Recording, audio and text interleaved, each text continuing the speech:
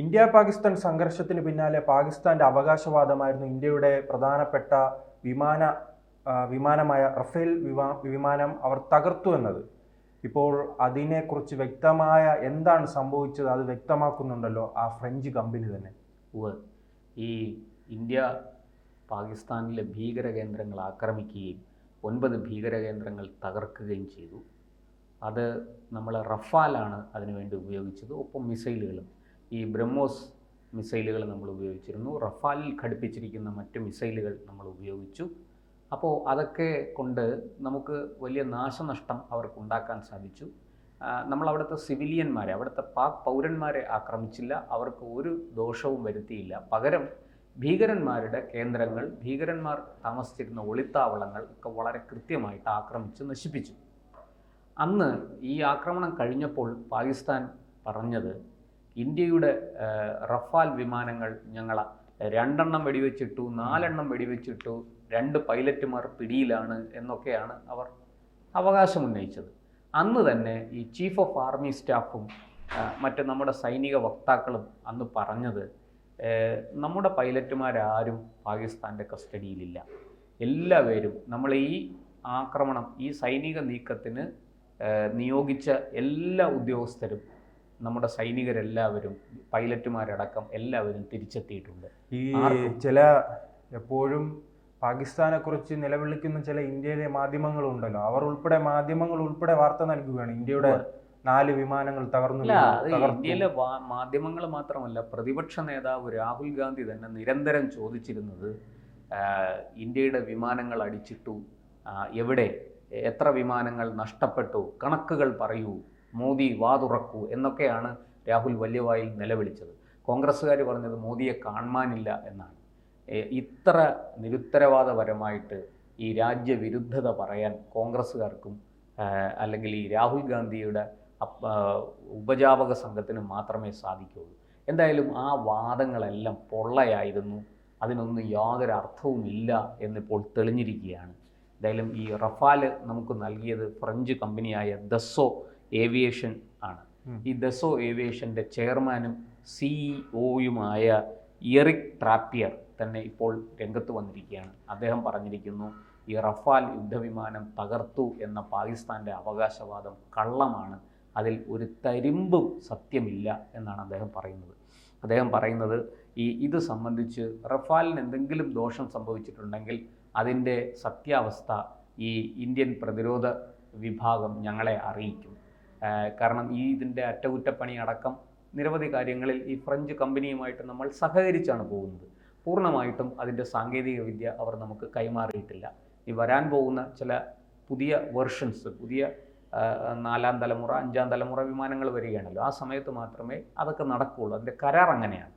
അപ്പോൾ അത് സംബന്ധിച്ച് ഈ റഫാലിന് എന്തെങ്കിലും കേടുകൾ സംഭവിച്ചതായിട്ടോ വിമാനം നഷ്ടപ്പെട്ടതായിട്ടോ ഇന്ത്യ ഗവൺമെൻറ്, ഇന്ത്യയുടെ ഡിഫൻസ് ഞങ്ങളെ അറിയിച്ചിട്ടില്ല.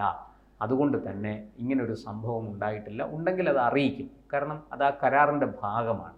ഇത് അദ്ദേഹം പറയുന്നത് പാരീസ് എയർ ഷോയ്ക്ക് മുമ്പായിട്ടൊരു ഫ്രഞ്ച് മാഗസീന് നൽകിയ അഭിമുഖത്തിലാണ് അദ്ദേഹം ഇക്കാര്യം പറഞ്ഞത്. അതുപോലെ തന്നെ അദ്ദേഹം പറയുന്നു, റഫാൽ വെടിവെച്ചിട്ടെങ്കിൽ പാകിസ്ഥാൻ അതിന് തെളിവ് നൽകും, തെളിവ് നൽകേണ്ടതാണ്, തെളിവ് നൽകണമായിരുന്നു. പക്ഷെ അവർ ഒരു തെളിവും നൽകിയിട്ടില്ല. ഈ വിമാനത്തിൻ്റെ ഏതെങ്കിലും ഒരു ഭാഗം, ഇതെന്തായാലും പരിപൂർണമായിട്ടും കത്തിക്കരിഞ്ഞൊന്നും പോകത്തില്ലല്ലോ, എന്തെങ്കിലും ഒരു കഷ്ണം ഭൂമിയിൽ വീഴുമല്ലോ.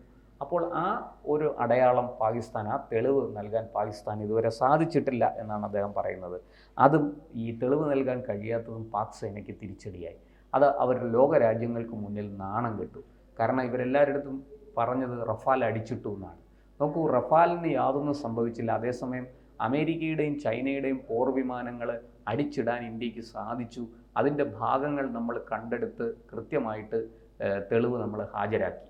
ആ തെളിവുകൾ നമ്മൾ ഹാജരാക്കിയത് കൊണ്ട് തന്നെ ചൈനയുടെയും അമേരിക്കയുടെയും ഒക്കെ പല ഈ J-10 അതുപോലെ F ശ്രേണിയിൽപ്പെട്ട വിമാനങ്ങൾ, അതിൻ്റെയൊക്കെ കമ്പനികളുടെ ഓഹരി മൂല്യം ഇടിയുന്ന കാഴ്ചയും നമ്മൾ കണ്ടു. അതേസമയം റഫാലിന് ആ ദോഷമുണ്ടായിട്ടില്ല. റഫാലിൻ്റെ പേരിൽ ഇങ്ങനൊരു ആരോപണം ഉന്നയിക്കുമ്പോഴും തെളിവ് നൽകാൻ സാധിച്ചില്ല. അതുകൊണ്ട് തന്നെ ഈ ദസോ ഏവിയേഷൻ്റെ ഓഹരി മൂല്യം ഇടിഞ്ഞില്ല എന്നുള്ളതും നമ്മൾ എടുത്ത് പറയേണ്ട ഒരു സംഗതിയാണ്. അപ്പോൾ ഇതെല്ലാം അദ്ദേഹം ഉദ്ധരിക്കുന്നുണ്ട്. എന്തായാലും ഈ റഫേൽ കയ്യിലുണ്ടായിരുന്നതുകൊണ്ട് ഇന്ത്യക്ക് വളരെ കൃത്യമായിട്ട് പാകിസ്ഥാൻ്റെ ഭീകര പരിശീലന കേന്ദ്രങ്ങൾ ആക്രമിക്കാൻ സാധിച്ചു എന്നുള്ളത് ഞങ്ങൾക്കും അഭിമാനം നൽകുന്നു എന്നാണ് അദ്ദേഹം പറഞ്ഞത്. അതുപോലെ തന്നെ ഈ പാക് വ്യോമസേനയ്ക്കും കനത്ത നാശമുണ്ടാക്കാൻ റഫേലിന് സാധിച്ചു. അതെല്ലാം റഫേലിൻ്റെയും ദസ് ഏവിയേഷൻ്റെയും ഒരു നേട്ടമായിട്ടാണ് അദ്ദേഹം ചൂണ്ടിക്കാട്ടുന്നത്. എന്തായാലും ഈ രാഹുൽ അടക്കമുള്ളവർ പറഞ്ഞുകൊണ്ടിരുന്ന കള്ളം ഇതോടെ പൊളിഞ്ഞു എന്നുള്ളതാണ് ഇതിൽ നിന്ന് മനസ്സിലാകുന്നത്. ഈ ദാസ് ഏവിയേഷൻ്റെ ചെയർമാനും സിഇഒയും ആയ ആൾ തന്നെ നേരിട്ട് രംഗത്ത് വന്ന് ഒരു മാധ്യമത്തിന് നൽകിയ അഭിമുഖത്തിൽ, നമ്മൾ ഈ ഫ്രാൻസിലൊക്കെ എന്ന് പറഞ്ഞു കഴിഞ്ഞാൽ അവിടുത്തെ മാധ്യമപ്രവർത്തകരൊന്നും ഈ ഓരം ചേർന്ന് പോകുന്നവരല്ല. അവർക്ക് പറയാനുള്ളത് വളരെ സത്യസന്ധമായി സധൈര്യം പറയുന്നവരാണ്. ഈ ഫ്രഞ്ച് കമ്പനികൾ തന്നെ പറയുന്നുണ്ട്. പക്ഷേ നമ്മുടെ പ്രതിപക്ഷ നേതാവ് ഇപ്പോഴും ചോദ്യം ഉന്നയിച്ച് നടക്കുകയാണ്. ഇന്ത്യയുടെ എത്ര വിമാനങ്ങൾ തകർന്നു, ഇന്ത്യയുടെ റഫേൽ തകർന്നിട്ടുണ്ടോ? അത് അദ്ദേഹം ഒരിക്കലും അവസാനിപ്പിക്കില്ല. ഇനി എത്ര തെളിവ് കൊടുത്തിരുന്നാലും അദ്ദേഹം അതിൽ നിന്നും പുതിയ എന്തെങ്കിലും ഒരു ചോദ്യം കണ്ടെത്തി കടന്നു വരും. അങ്ങനെ നിരന്തരം ഈ രാജ്യത്തെ ഇകഴ്ത്താനും താഴ്ത്തിക്കെട്ടാനും ഒക്കെയാണ് അദ്ദേഹം ശ്രമിക്കുന്നത്. അത് അദ്ദേഹം തുടർന്നുകൊണ്ടേയിരിക്കും. അദ്ദേഹത്തിന് ഇപ്പോഴും സംഗതി മനസ്സിലായില്ല ഇവിടെ എന്താണ് സംഭവിച്ചുകൊണ്ടിരിക്കുന്നതെന്ന്. ഈ രാഷ്ട്രീയമായ മാറ്റം, ഈ രാഷ്ട്രീയ ജനിതക ഘടനയിൽ തന്നെ ഒരു മാറ്റം ഇന്ത്യയിൽ സംഭവിച്ചിരിക്കുന്നു എന്ന് അദ്ദേഹത്തിന് തിരിച്ചറിയാൻ പറ്റില്ല. അത് അദ്ദേഹത്തിന് ഇനി ഏത് കാലത്ത് മനസ്സിലാകും എന്ന് എനിക്കും അറിയില്ല. പക്ഷെ ഒരു കാര്യം സത്യമാണ്, ഇതിനൊന്നും തെളിവ് ഹാജരാക്കാൻ ഈ പ്രചാരണം ആരംഭിച്ച പാകിസ്ഥാനോ അവരുടെ സേനയ്ക്കോ അതുപോലെ തന്നെ കോൺഗ്രസ് പാർട്ടിയിലുള്ളവർക്കോ ഒന്നും സാധിച്ചിട്ടില്ല. ഈ ഇന്ത്യയുടെ റഫാൽ വിമാനത്തിന് കേടുപാട് സംഭവിച്ചു.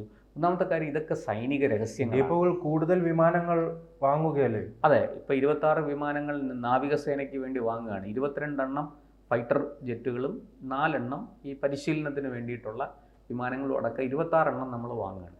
അതായത് ഇത് നമ്മൾ മനസ്സിലാക്കേണ്ടത് ഇതൊക്കെ സൈനിക രഹസ്യങ്ങളാണ്. നമ്മൾ ചിലപ്പോൾ വിമാനങ്ങൾ എന്തെങ്കിലും ഈ പറഞ്ഞ പോലെ ഒരു കേടുമില്ലാതെ നമ്മൾ വിമാനം തിരിച്ചെത്തിയിട്ടുണ്ടാവും. പക്ഷെ നമ്മൾ ചിലപ്പോൾ പുറത്ത് പ്രചരിപ്പിക്കുന്നത് നമുക്ക് 2 വിമാനം നഷ്ടപ്പെട്ടു എന്നായിരിക്കാം. ചിലപ്പോൾ പറഞ്ഞതുപോലെ വിമാനം നഷ്ടപ്പെട്ടിട്ടുണ്ടാകും, പക്ഷെ പുറത്ത് നമ്മളത് പറയില്ല. അതൊക്കെ ഡിഫൻസ് പ്രോട്ടോക്കോൾ അനുസരിച്ച് പാലിക്കേണ്ട ചില മര്യാദകളാണ്. അതിനെയൊക്കെ ഇങ്ങനെ എടുത്തു പിടിച്ച് ശത്രുരാജ്യം പറയുന്നത് കേട്ടുകൊണ്ട് ചാടി പുറപ്പെടുന്നത് ഒരു രാജ്യത്തെ രാഷ്ട്രീയ നേതാവിന്, അത് ഭരണപക്ഷത്തായാലും പ്രതിപക്ഷത്തായാലും ശരി, അതൊട്ടും ഭൂഷണമല്ല. അത് അവരുടെ വിശ്വാസ്യത തകർക്കാനേ ഉപകരിക്കുകയുള്ളൂ. ഇവിടെ പാകിസ്ഥാൻ്റെ വാക്കുകളാണ് അദ്ദേഹം വിശ്വസിക്കുന്നത്.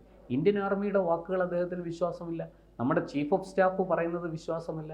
സൈനിക വക്താക്കൾ പറയുന്നത് വിശ്വാസമില്ല. ഗവൺമെൻറ്റിനെ അദ്ദേഹം വിശ്വസിക്കേണ്ട, പോട്ടെ, അതിനകത്ത് രാഷ്ട്രീയം ഉണ്ടെന്ന് പറയാം. പക്ഷേ നമ്മുടെ സൈന്യം അങ്ങനെയല്ലല്ലോ. സൈന്യം എല്ലാ കാലത്തും എന്തുകൊണ്ടാണ് ഈ പഹൽഗാം ഉണ്ടായപ്പോൾ അതിന് ഓപ്പറേഷൻ സിന്ദൂർ എന്ന് പറഞ്ഞ് നമ്മൾ തിരിച്ചടി കൊടുത്തപ്പോൾ ഈ രാജ്യം മുഴുവനും അതിൻ്റെ ആഹ്ലാദം അലയടിക്കുന്ന കാഴ്ചയാണ് നമ്മൾ കണ്ടത്? എന്തുകൊണ്ടാണ്? നരേന്ദ്രമോദി എതിർക്കുന്നവർ പോലും BJP എതിർക്കുന്നവർ പോലും സൈന്യത്തെ പിന്തുണയ്ക്കുന്ന കാഴ്ചയല്ലേ കണ്ടത്?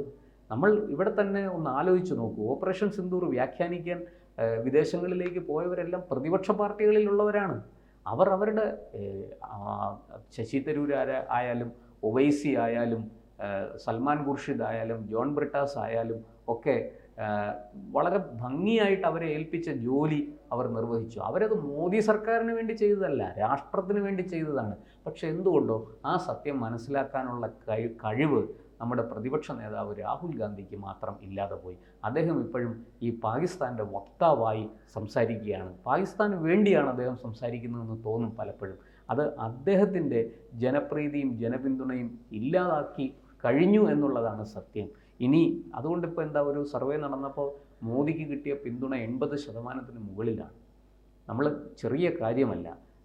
നരേന്ദ്രമോദി എന്ന കേവലം ഒരു മനുഷ്യന് കിട്ടുന്ന പിന്തുണയല്ല, ഇന്ത്യയുടെ പ്രധാനമന്ത്രിക്ക് കിട്ടുന്ന പിന്തുണയാണ്.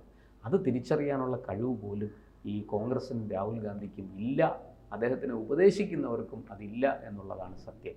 എന്തായാലും റഫേലിൻ്റെ ദാസ് ഏവിയേഷൻ്റെ അധികൃതർ, അതിൻ്റെ CEO തന്നെ നേരിട്ട് വന്ന് പറഞ്ഞതോടുകൂടി ഒരു വലിയ കള്ളം പൊളിഞ്ഞു പോയിരിക്കുകയാണ്.